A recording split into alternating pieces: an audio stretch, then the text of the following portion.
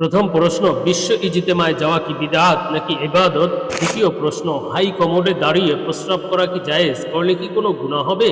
তৃতীয় প্রশ্ন, যে স্বপ্নগুলো দেখলে জীবনে সুখ শান্তি আসবে এমন স্বপ্ন সম্পর্কে জানতে চাই, আমার জীবনে অনেক অশান্তি। চতুর্থ প্রশ্ন, ফরজ গোসলে দেরি করা যাবে কিনা নাকি তৎক্ষণাৎ গোসল করে নিতে হবে?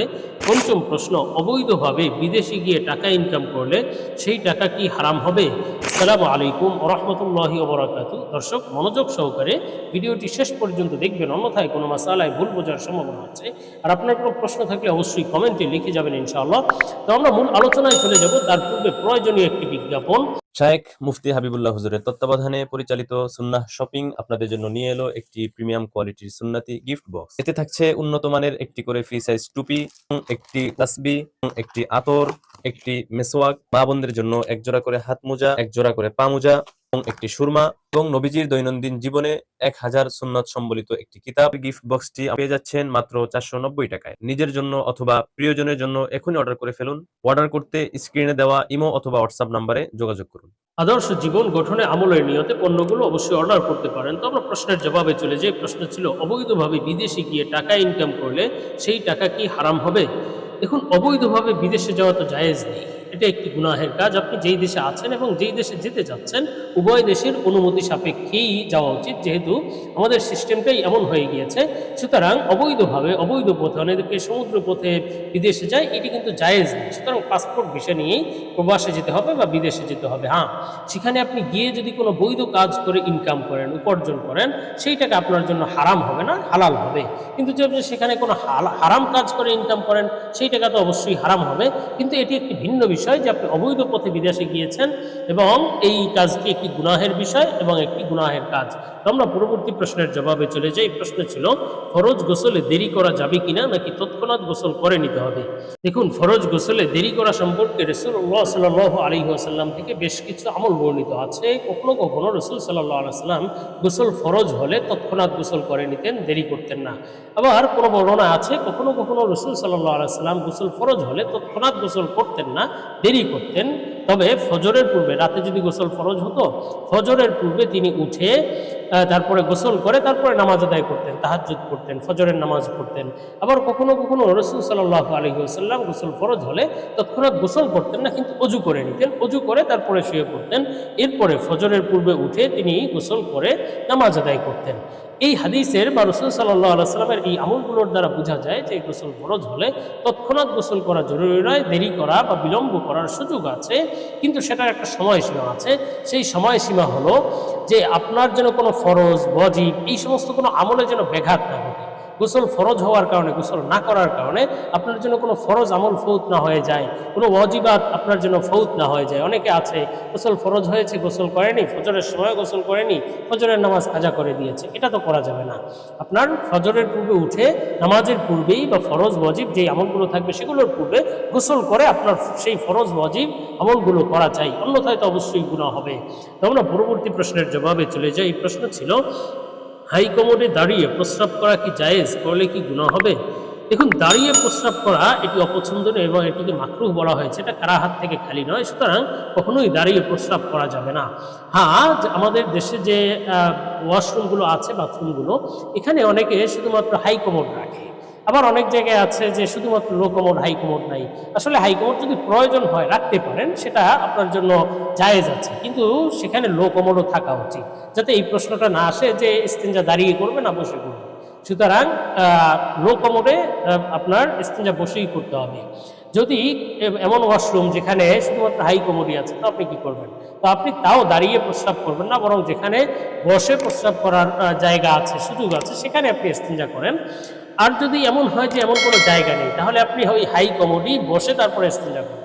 তাও যদি আপনি নিরুপায় হন, অথবা নিচে আপনি বসে ইস্তিনজা করুন, তাও যদি একেবারে নিরুপায় হন, কোনো আপনার উপায় নেই, আপনার হাই কমোডি ইস্তিনজা করতে হচ্ছে দাঁড়িয়ে, তাহলে আপনার জন্য এটা জায়েজ হবে, গুনাহ হবে না। যেহেতু রাসূল সাল্লাল্লাহু আলাইহি ওয়াসাল্লাম থেকেও প্রয়োজনের খাতিরে দাঁড়িয়ে ইস্তিনজা করার প্রমাণ পাওয়া যায়। তো আমরা পরবর্তী প্রশ্নের জবাবে চলে যাই। প্রশ্ন ছিল, যে স্বপ্নগুলো দেখলে জীবনে সুখ শান্তি আসবে এমন স্বপ্ন সম্পর্কে জানতে চাই, আমার জীবনে অনেক অশান্তি। দর্শক, আপনার জীবনের অশান্তিকে আল্লাহ তাআলা শান্তিময় করে দিন। আল্লাহ তাআলা আমাদের সকলের জীবন থেকে অশান্তি দূর করে সুখ শান্তিময় জীবন দান করুন। দেখুন, স্বপ্ন আল্লাহ সুবহানাহু ওয়া তাআলার পক্ষ থেকে বান্দাদের জন্য হাদিয়া।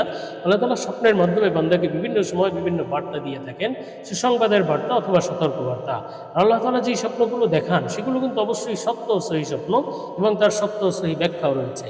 তো আজকে প্রশ্নের ভিত্তিতে আমরা এমন কিছু গুরুত্বপূর্ণ স্বপ্নের ব্যাখ্যা সম্পর্কে আলোচনা করছি, যেই স্বপ্নগুলো দেখলে বুঝতে হবে জীবনে শীঘ্রই সুখ শান্তি আসবে, অশান্তি দূর হয়ে যাবে ইনশাআল্লাহ। এ সম্পর্কে আমরা আলোচনা করব নির্ভরযোগ্য স্বপ্নের ব্যাখ্যার কিতাব আল্লামা ইমাম মুহাম্মদ ইবনে সিরিন রহমতুল্লাহ আলাইহির তাবিরুর রুইয়া কিতাব থেকে। তো হযরত মুহাম্মদ ইবনে সিরিন রহমতুল্লাহ আলাইহি বলেছেন, স্বপ্নে যদি কেউ অন্ধকার দেখে, হয়তো রাত দেখলো অথবা অন্ধকারের মধ্যে রয়েছে, এই অন্ধকার স্বপ্নে দেখা কিন্তু সাধারণত দুঃখ কষ্টের আলামত, বিপদ আপদের আলামত। তেমনিভাবে স্বপ্নে যদি কেউ দেখে যে আলো ছিল, দিন ছিল, হঠাৎ রাত হয়ে গিয়েছে, অথবা আলো ছিল অন্ধকার হয়ে গিয়েছে, মেঘ করে চারিদিকে অন্ধকার করে ফেলেছে, এই ধরনের স্বপ্নও কিন্তু সতর্কবার্তা। বুঝতে হবে শীঘ্রই কোনো বিপদ আপদ আসতে পারে, দুঃখ কষ্ট আসবে, এমনকি পুরো দেশের মধ্যে কোনো ধরনের দাঙ্গা হাঙ্গামা, ফিতনা ফাসাদ, আযাব গজব শুরু হয়ে যেতে পারে। তবে যদি কেউ এর বিপরীত দেখে যে অন্ধকার ছিল আলোকিত হয়ে গিয়েছে, রাত ছিল দিন হয়ে গিয়েছে, এই ধরনের স্বপ্ন দেখলে বুঝতে হবে এটি জীবনে সুখ শান্তি আসার আলামত, শীঘ্রই অশান্তি বিপদ আপদ দূর হয়ে যাবে, আল্লাহ তাআলা শান্তিময় সুখ শান্তিময় জীবন দান করবেন ইনশাআল্লাহ। তেমনিভাবে স্বপ্নে যদি কোনো ব্যক্তি দেখে যে অন্ধকার থেকে সে আলোর দিকে এসেছে, অন্ধকারের জায়গায় ছিল আলোর জায়গার মধ্যে সে চলে এসেছে, অথবা আলো জ্বালিয়েছে, এই ধরনের স্বপ্ন দেখলে বুঝতে হবে জীবনে শীঘ্রই সুখ শান্তি আসবে, সাথে সাথে প্রচুর অর্থ সম্পদ লাভ হবে, ধনী হবে, অভাব অনটন দূর হবে, এবং সাথে সাথে আল্লাহ তাআলা তাকে পথভ্রষ্টতা দূর করে দেবেন, অর্থাৎ হেদায়েতের পথে চলার তৌফিক দিবেন, দিনের পথে চলার তৌফিক দিবেন ইনশাআল্লাহ। আর হযরত ইমাম জাফর সাদিক রহমতুল্লাহ আলাইহি বলেছেন, স্বপ্নে অন্ধকার দেখলে এর দুটি ব্যাখ্যা, একটি হলো ভালো অমঙ্গলের বিষয়, আর একটি হলো কল্যাণের বিষয় এবং সৌভাগ্যের বিষয়, হেদায়েত লাভের আলামত। আর অন্ধকার যদি হতে দেখে তাহলে এটি অবশ্য সতর্কবার্তার বিষয়। তেমনিভাবে স্বপ্নে যদি কোনো ব্যক্তি চোখ থেকে অশ্রু নির্গত হতে দেখে, যে অশ্রু প্রবাহিত হচ্ছে, তার চোখ দিয়ে পানি পড়ছে, এই ধরনের স্বপ্ন দেখাও কিন্তু দুঃখ কষ্টের আলামত, বিপদ আপদের আলামত। কিন্তু স্বপ্নে যদি চোখ দিয়ে ঠান্ডা অশ্রু প্রবাহিত হতে দেখে, পানি পড়ছে কিন্তু পানি ঠান্ডা, এই ধরনের অনুভব হলে স্বপ্নের মধ্যে, তাহলে বুঝতে হবে এটি সুখ শান্তি লাভের আলামত, জীবনে সুখ শান্তি আসবে এবং বিবাহ হয়ে যাবে। এই স্বপ্নটি পুরুষ বা নারী যেই দেখুক না কেন এটি বিবাহ হওয়ার আলামত ইনশাআল্লাহ। আর হযরত ইমাম জাফর সাদিক রহমতুল্লাহ আলাইহি বলেছেন, স্বপ্নে চোখের অশ্রু, চোখের পানি দেখা, চোখ দিয়ে অশ্রু ঝরতে দেখার মোট তিনটি ব্যাখ্যা আছে। একটি হলো বিবাহ হওয়ার আলামত, শীঘ্রই বিবাহ হয়ে যাবে, এই স্বপ্নটি পুরুষ বা নারী যেই দেখুক না কেন এটি বিবাহ হয়ে যাওয়ার আলামত। আরেকটি ব্যাখ্যা হলো স্বপ্নে চোখ দিয়ে পানি পড়তে দেখলে বুঝতে হবে সুখ শান্তি আসবে, অশান্তি দূর হয়ে যাবে ইনশাআল্লাহ তাআলা। এমনিভাবে আরেকটি ব্যাখ্যা হলো বিভিন্ন নিয়ামত সে লাভ করতে পারবে, আল্লাহ তাআলা ব্যাপক নিয়ামত দিয়ে তার জীবন ধন্য করে দেবেন ইনশাআল্লাহ। তো আমরা পরবর্তী প্রশ্নের জবাবে চলে যাই। এই প্রশ্ন ছিল, শেখ, বিশ্ব ইজতেমায় যাওয়া কি বিদআত নাকি ইবাদত? দেখুন, বিশ্ব ইজতেমায় যাওয়া সাধারণত বিদআতও নয়, আবার ইবাদতও নয়, কিন্তু নিয়তের উপরে নির্ভর করে সেটা বিদআতও হতে পারে, আবার ইবাদতও হতে পারে। দেখুন, বিশ্ব ইজতেমা কি? বিশ্ব ইজতেমা এটি একটি দ্বীনের মার্কাজ, দ্বীনের মজমা। এখানে বিভিন্ন দ্বীনের কাজ হয়, বিভিন্ন দ্বীনের শাখায় তারা কাজ করে থাকেন, দাওয়াত ও তাবলীগের কাজ করে থাকেন। এখন কেউ যদি এই নিয়তে যায় যে আমি তাদের সাথে দাওয়াত ও তাবলীগের কাজে শরীক হব, দ্বীনের এই কাজে শরীক হব, মেহনতে শরীক হব, তাহলে সেটা তো অবশ্যই ইবাদতের বিষয়, সেটা তো সওয়াব পাওয়ার বিষয়, প্রশংসনীয় বিষয়। কিন্তু অনেকে যায় সেখানে মজা দেখার জন্য, অনেকে যায় সেখানে হজের সওয়াব পাওয়ার জন্য। অনেকে বলে থাকে যে বিশ্ব ইজতেমায় গেলে হজের সওয়াব পাওয়া যায়, অনেকে বলে বিশ্ব ইজতেমায় গেলে আল্লাহ সব গুনাহ মাফ করে দেন। এই যে অকল্পনীয় এবং এই যে কুসংস্কারপূর্ণ বিশ্বাস, এই সমস্ত বিশ্বাস রাখা যাবে না। অনেকে মনে করে যে না, বিশ্ব ইজতেমার যে আখিরি মোনাজাত সেখানে শরীক হতেই হবে, এটাকে ইসলামের অংশ মনে করে, এটাকে একটা নির্ধারিত ইবাদত মনে করে। এই সমস্ত ভ্রান্ত ধারণা রেখে বিশ্ব ইজতেমায় গেলে সেটা অবশ্যই পরিত্যাজ্য, সেটা বিদআত থেকে খালি হবে না, কুসংস্কার থেকে খালি হবে না। সুতরাং আপনি দ্বীনের কাজ করুন, ভালো কাজ করুন, সেটা নিয়ত ভালো থাকতে হবে ইনশাআল্লাহ।